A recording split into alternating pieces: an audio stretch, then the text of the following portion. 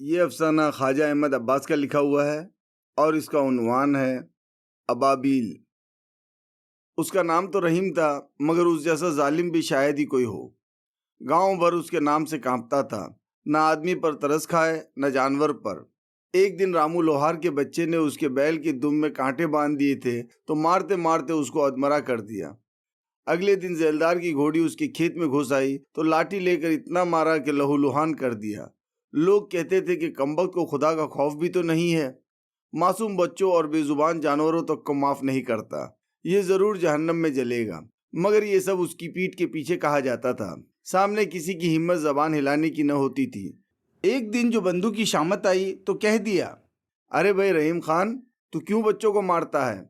बस उस गरीब की वो दुर्गत बनाई कि उस दिन से लोगों ने बात भी करनी छोड़ दी कि मालूम नहीं किस बात पर बिगड़ पड़े। बास का ख्याल था कि उसका दिमाग खराब हो गया है, उसको पागल खाने भेजना चाहिए। कोई कहता था कि अब के किसी को मारे तो थाने रिपोर्ट लिखवा दो, मगर किसकी मजाल थी कि उसके खिलाफ गवाही देकर उससे दुश्मनी मोल लेता।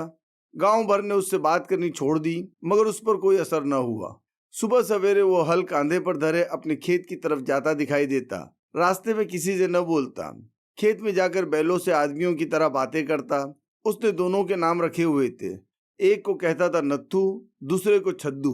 हल चलाते हुए बोलता जाता, क्यों बे नत्थू, तू सीधा नहीं चलता? ये खेत आज तेरा बाप पूरा करेगा। और अबे छद्दू, तेरी भी शामत आई है क्या? और फिर उन गरीबों की शामत ही आ जाती। सूत की रस्सी की मार से दोनों बैलों की कमर पर जख्म पड़ गए थे। शाम को घर आता तो वहां अपने बीवी बच्चों पर गुस्सा उतारता। दाल या साग में नमक है, बीवी को उधेड़ डाला।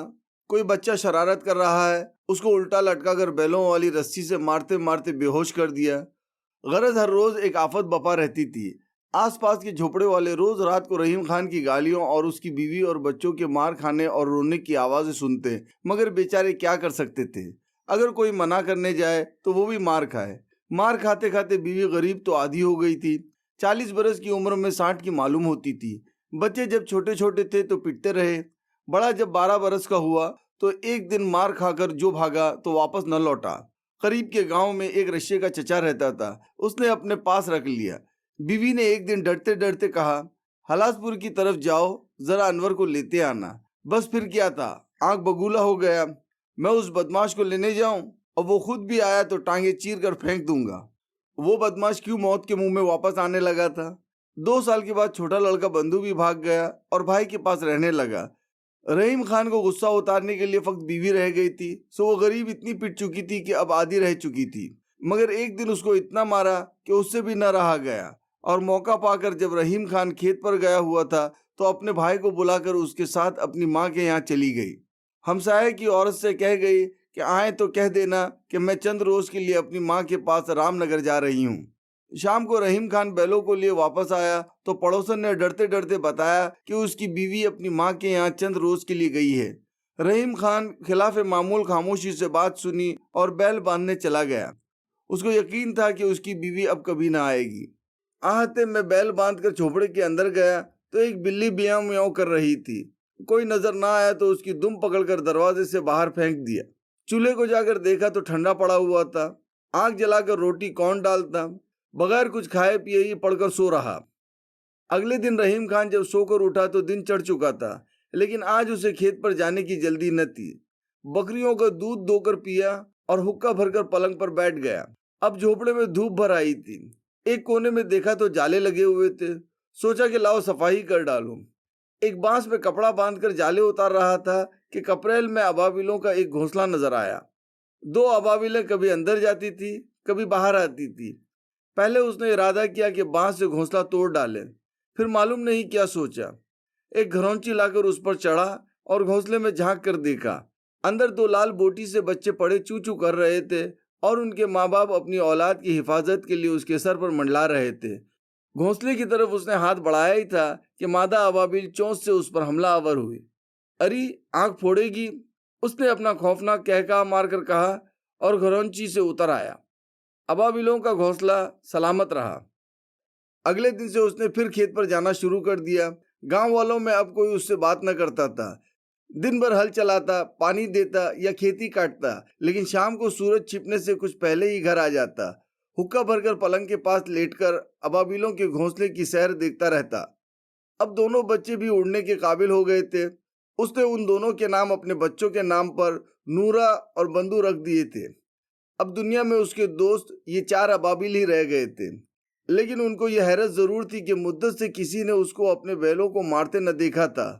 नत्थू और छद्दू खुश थे। उनकी कमरों पर से जख्मों के निशान भी तकरीबन गायब हो गए थे। रहीम खान एक दिन खेत से जरा सवेरे चला आ रहा था कि चंद बच्चे सड़क पर कबड्डी खेलते हुए मिले। उसको देखना था कि सब अपने जूते छोड़कर भाग गए। वो कहता ही रहा, अरे मैं कोई मारता थोड़ा ही हूँ। आसमान पर बादल छाए हुए थे। जल्दी जल्दी बैलों को हाँकता हुआ घर ले आया। उनको बांधा ही था कि बादल जोर से गरजा और बारिश शुरू हो गई। अंदर आकर किवाड़ बंद किए और चराग जलाकर उजाला किया। हस्बे मामूल बासी रोटी के टुकड़े करके अबाबिलों के घोंसले के करीब एक ताक में डाल दिए। अरे ओ बंदू, अरे ओ नूरू, पुकारा मगर वो न निकले। घोंसले में जो झांका तो चारों अपने परों में सर दिए सहमे बैठे थे। ऐन जिस जगह छत में घोंसला था वहां एक सुराग था और बारिश का पानी टपक रहा था। अगर कुछ देर ये पानी इस तरह ही आता रहा तो घोंसला तबाह हो जाएगा और अबाबिल बेचारी बेघर हो जाएंगी। ये सोचकर उसने किवाड़ खोले और मूसलाधार बारिश में सीढ़ी लगाकर छत पर चढ़ गया। जब तक मिट्टी डालकर सुराख बंद करके वो उतरा तो सराबोर था। पलंग पर जाकर बैठा तो कई छींकें आईं, मगर उसने परवाह न की और गीले कपड़ों को निचोड़ चादर ओढ़कर सो गया। अगले दिन सुबह को उठा तो तमाम बदन में दर्द और सख्त बुखार था। कौन हाल पूछता और कौन दवा लाता। 2 दिन उसी हालत में पड़ा रहा। जब 2 दिन उसको खेत पर जाते हुए न देखा तो गांव वालों को तशवीश हुई। कालू जेलदार और कई किसान शाम को उसे झोपड़े में देखने आए। झांक कर देखा तो वो पलंग पर पड़ा आप ही आप बातें कर रहा था। अरे बंधु, अरे नूरू, कहाँ मर गए? आज तुम्हें कौन खाना देगा? चंद अबाबिले कमरे में फड़फड़ा रही थी। बेचारा पागल हो गया है, कालू जेलदार ने सर हिलाकर कहा। सुबह को शिफा खाने वालों को पता दे देंगे कि पागल खाना भिजवा दें। अगले दिन सुबह को जब उसके पड़ोसी शिफा खाने वालों को लेकर आए और उसके झोपड़े का दरवाज़ा खोला तो मर चुका था। उसकी पाइंती 4 अबाबिलें सर झुकाए खामोश बैठी थीं। ये था ख्वाजा अहमद अब्बास का अफसाना अबाबिल।